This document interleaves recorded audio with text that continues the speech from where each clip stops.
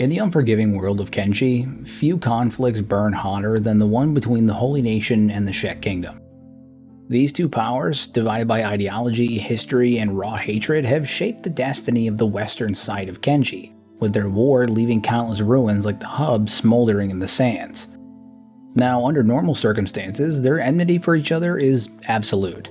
The Holy Nation sees the Shek as horned beasts, agents of darkness, and the Shek see the Holy Nation as soft, flat-skinned dogs, unworthy of honor. But what if it didn't have to be this way? You see, my recent video on what if the rebel farmers won performed exceptionally well, and many of you expressed interest in me diving into other hypotheticals and what-if scenarios. So with all that in mind, I wanted to dive right into the deep end and explore a truly wild what-if. What if the Holy Nation never went to war with the Shek?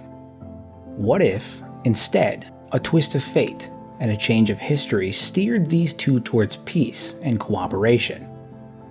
Now, I know this is a tall order, and so to assist me with this, I decided to enlist the aid of one of my fellow Kenshi lore masters, YouTuber Muffintop.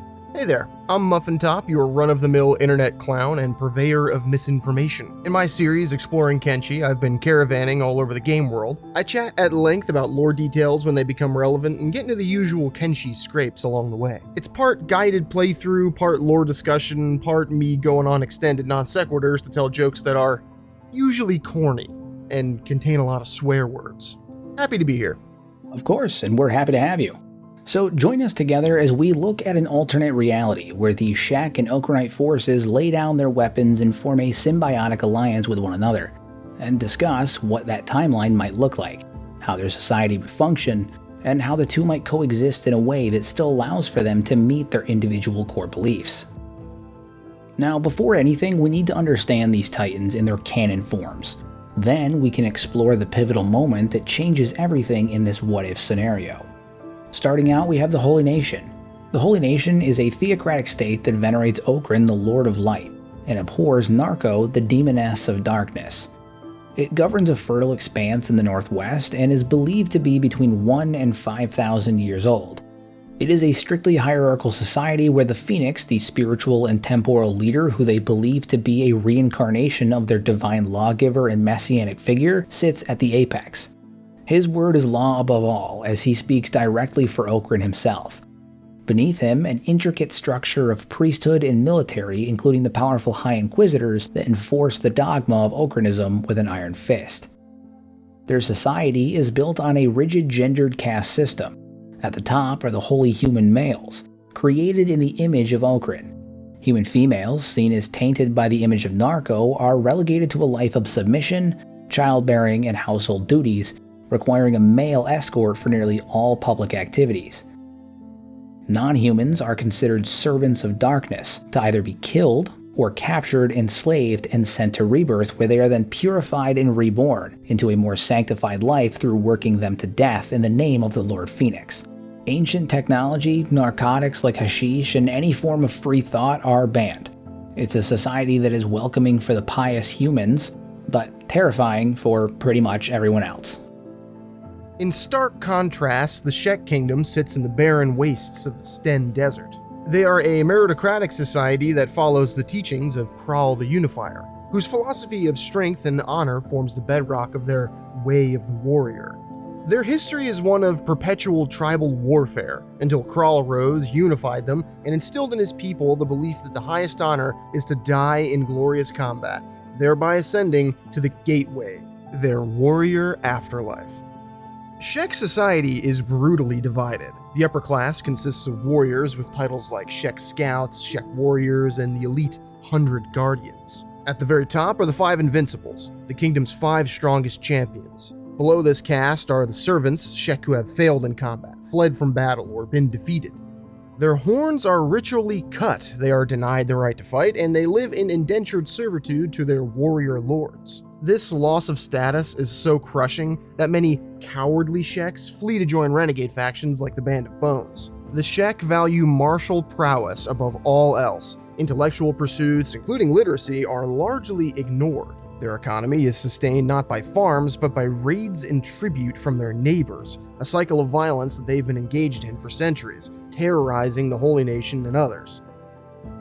Under King Shager's rule, this warrior ethos had driven the Shek to the brink of extinction, as losses in their ongoing war with the Holy Nation crippled their population. Shager's plan for a suicidal, all-out attack against the Holy Nation would have spelled the end for their civilization, but was famously opposed by Bayan's council and ended by Asada's duel.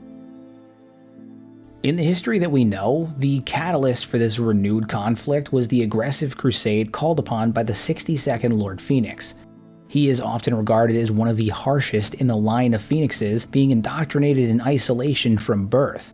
He was even quick to sentence his own family to death by divine flame at the young age of 16. His devout zealotry assisted in instigating not just the war with the Shek, but also their conflict with the United Cities. But imagine this.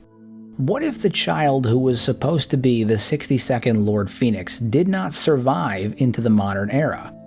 What if instead he died, a light snuffed out before he could fully burn the world around him? In the canon, such an event would be a tragedy for the Holy Nation, but Okranite doctrine states that the Phoenix is reborn into the very next firstborn male child in the Holy Nation. This time, however, the reborn Phoenix, our hypothetical 63rd Phoenix, emerged a profoundly different person. Open-minded, calm, and burdened with his predecessor's failed legacy. He was not consumed by the fires of dogma, and instead he possessed a progressive wisdom, a vision for stability and peace. His rise to power would coincide directly with the twilight years of Shager's reign, as the Shek kingdom would begin to mobilize for war and Shager would begin preaching of fighting to the very end, a glorious battle to preserve their honor. This time, however, the 63rd Phoenix did not respond with mobilization of his own holy army. Instead, he advised caution. He saw not Narcos monsters to be exterminated, but a proud, noble, if not flawed, people born from an origin of Okran, Kytrin. He saw Shager's plan not as an existential threat, but as a potential path to mutual tragedy. And so in this alternative timeline, the Holy Nation did not fight back against the growing Shek aggression. Instead, under the guidance of the 63rd Lord Phoenix, they initiated an unprecedented act: diplomatic outreach. A carefully chosen envoy, perhaps led by a High Inquisitor versed in scripture and strategy, approached Shager not with a sword, but with a proposed treaty. The message was simple. The continued war would destroy them both. Your warriors are dying, and you don't need to be purged. Instead, we propose a ceasefire, an exchange of resources in mutually beneficial defense. Now, Shager, in his fury and pride, would likely reject this as cowardice, but it would plant a seed, because it was a rational alternative to a suicidal assault on the Okranites. Now, similarly to the original timeline, Bayan would speak out against Shager, this time seeing the pragmatism in such a proposal, one that offers to benefit Shek society and solidify their continued existence. When he was to be struck down by Shager, Asada would again intervene and duel Shager, ultimately taking his place as ruler. When the 63rd Phoenix later learned of Bayan's counsel in the internal conflict that led to Shager's duel with Asada, he would make overtures to Asada herself. He acknowledged her strength in battle and her wisdom in seeing a lost war, and offered not hatred but instead an alliance. Asada, while still being a fiercely proud Shek warrior and still viewing humans as flatskins, she was also very pragmatic. And with the help of Bayan, they realized that the 63rd Phoenix had not come to purge and enslave her people like the historical canon Holy Nation had, and he had not slaughtered countless Shek like in the original timeline. Here, he came to negotiate. With Shager now defeated and a new rational path offered, Asada saw the survival of her people as paramount, and so a ceasefire was not just a lull in hostilities, instead it became a foundation of a new order. The alliance itself wasn't born out of love or shared belief, it was born out of a concept of mutual survival. The very differences that made them enemies in canon have now become the asset of a new symbiotic relationship. The 63rd Phoenix, his advisors and inquisitors, and the Shek leaders, Asada, Bayan, and the Five Invincibles, recognized what each other could provide, essential needs that their society lacked without forcing either to abandon their core identity. The Shek warrior ethos, while a source of strength, simultaneously undermines their long-term survival. They have a cultural reverence for death in battle, coupled with an economy founded on forced tribute rather than sustainable production. There is a fairly obvious flaw in this modus operandi. Their lands in the arid Sten Desert notably lack farms or mines, limiting resource generation and making them dependent on looting and tribute from neighboring factions. There's really only two conclusions at the end of that path of societal development. Option A, you finally run up against a force that has the means to oppose you, be it tactical know-how or some kind of technological advantage. The constant march into foreign lands that your system demands is halted in its tracks and things start to stagnate. That's basically where the Shek are in the existing canon. Then there's option B. Everything goes exactly like you thought it would, and oops, you just ran out of worlds to conquer. Time to start weeping, because you just simultaneously kneecapped the production value of the land you captured and demonized yourself in the eyes of the people that have the skill set to work it. This is also expressed in-game when the relevant world states are achieved. It's not exactly the most future-proof outcome for everybody involved. Now, the Holy Nation, a theocratic, agriculturally rich state known for its disciplined farming and large population, has the potential to offer a cooperative solution to this instability. Through an exchange of essential resources, the Holy Nation can provide the Shek with tools to transition from a raid-based economy to one that supports stable population expansion. In exchange for a steady supply of food and cats, the Shek would provide an unparalleled elite force. The Five Invincibles, as well as Asada, could take the position as the Holy Nation's front line to both strengthen and supplement their military might. Defending Holy Nation lands as allied protectors and charging first into battle against foreign threats as their vanguard. Their immense strength and combat prowess would deter any major threat, and the Holy Nation could live in unprecedented safety, their holy lands protected by the most feared warriors on the continent. In addition to this mutually beneficial agreement, they could also construct an arena to stand as a magnificent centerpiece of their cultural fusion. A grand arena that serves both the Shek's eternal hunger for glorious combat and the Holy Nation's need for righteous entertainment and divine judgment. The arena would be built into a natural canyon at the border between the Holy Nation lands and the Shek Kingdom territories. It would symbolize a meeting point between their two worlds. For the Holy Nation, the arena could meet their cultural needs while also maintaining their religious principles through events like righteous combat scenarios, where battles are framed as trial by combat and Okrin determines the victor. This also allows Holy Nation citizens to witness violence while maintaining that it serves a divine purpose. They could have situations of moral instruction where through combat scenarios designed to recreate historical battles between righteous warriors and the forces of darkness, be it bandits, cannibals, or wild beasts, serving as both entertainment and religious education. And they could also do things like redemption matches, where prisoners and those seeking to prove their faith can volunteer for combat as a path to redemption, appealing to the Holy Nation's concept of divine justice. As for the Shek, the arena perfectly fulfills most of the Shek's cultural desires. It gives them a glorious death in combat, where warriors past their prime or seeking the ultimate honor can formally request duels in the arena, ensuring that their death is witnessed and remembered. It can also be used as a proving ground, a place where young Shek warriors can use the arena to demonstrate their worthiness to advance in rank or join elite units like the 100 Guardians. And it can also act as a place of cultural preservation, ensuring that the warrior culture of the Shek survives even as their society continues to evolve. The arena itself, however, would serve an even greater purpose. It would represent more than entertainment. It's a symbol of how two radically different cultures can honor each other's values while maintaining their own identity. The Holy Nation gets spectacular and morally justified entertainment that reinforces their beliefs about divine justice, and the Shek get the ultimate expression of their warrior culture with guaranteed witnesses to their glory and a proper honor for their deaths. More importantly, it channels the Shek's natural aggression and desire for combat into a controlled, beneficial format that strengthens rather than weakens their alliance. Instead of dying in pointless raids or suicidal charges, Shek warriors can achieve their cultural ideal of glorious death in battle while serving the greater good for their people's survival and prosperity. The arena would stand as proof that even the most fundamental cultural differences, the Holy Nation's desire for righteous order and the Shek's need for combat and glory, can be harmonized when approached with wisdom, respect, and creative thinking. Now, it is important to remember that this is not a single merged nation. It is a symbiotic confederation. Each society retains its internal laws, religion, and structure.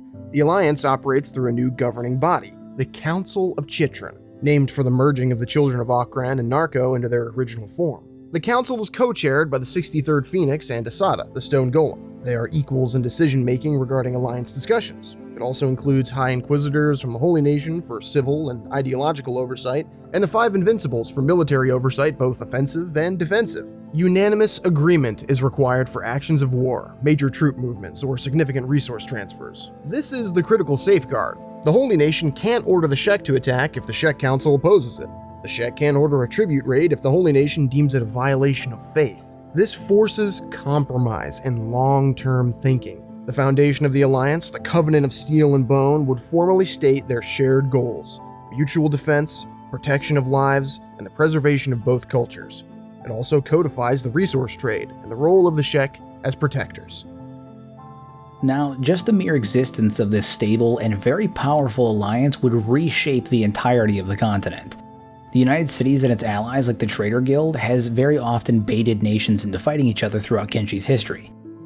Now, however, they would be forced to reckon with a single cooperative front, a truly terrifying force on the western side of Kenshi.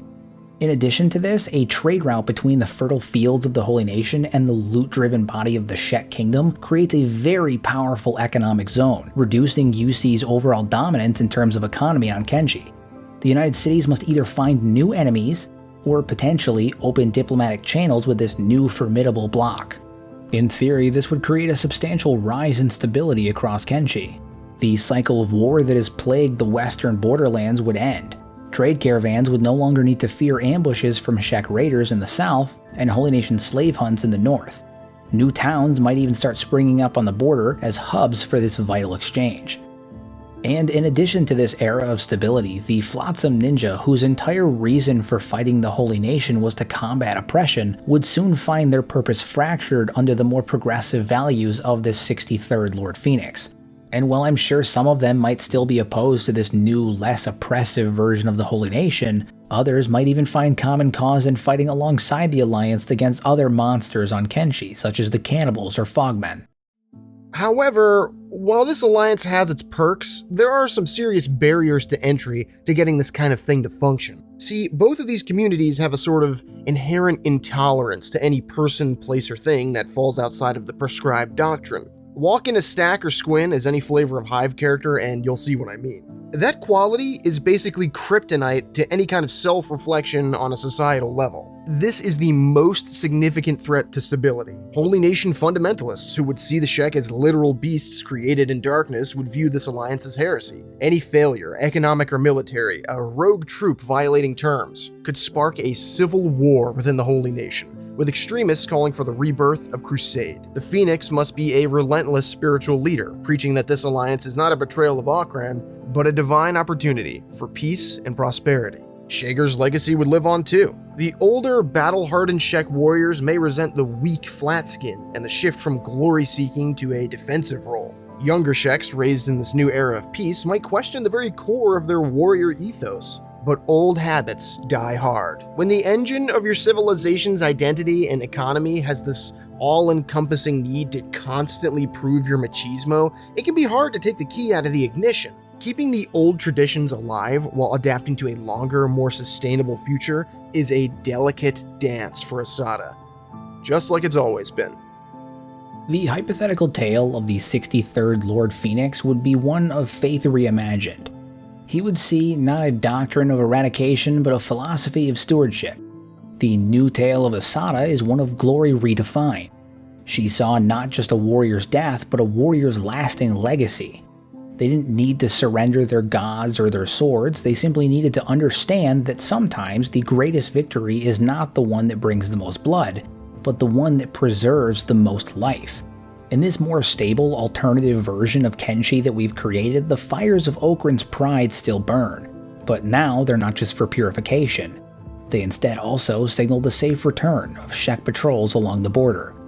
In the desert, the banners of the Shek Kingdom still wave, but now they're not just symbols of conquest, they also mark fortified trade routes, bringing life-giving grain. A powerful, stable, growing alliance enriched by both agricultural and martial discipline becomes a more dominant force. Whether this force is used for further expansion, building great monuments, or simply maintaining a peaceable kingdom, it alters the balance of power in Kenshi forever. It proves that cooperation, even between the most opposed cultures, is not just possible, but can be a source of true power. This is the power of a single what if. A dying lord, a wise new soul, and the courage to offer a hand instead of brandishing a sword. In a world that so often glorifies destruction, their alliance would stand as a testament to a different ideal, that even the fiercest faith and the most hardened fury can find a way to coexist, to grow, and to ensure that the light doesn't go out. So now that we've reached the end of the video, I wanted to take just a minute to shout out Muffintop for assisting me on today's project, both in terms of writing and narration. Both working with him and chatting with him over the last couple of weeks has been incredibly rewarding. I encourage each and every one of you guys to head over to his channel that I will link down below in the description and check out some of his content. It's really funny, it's well put together, it's scripted well, and the editing is fantastic. Really high quality content, and I can't recommend it enough. I said earlier in the year that I really wanted to start collaborating with more Kenshi content creators, and that's something that I'm really committed to doing. So in the future, expect to see more content like this on the channel, and who knows, you might even see me appearing on some of your other favorite Kenshi content creators' channels as well. But again, huge thank you to Muffintop for assisting in today's video.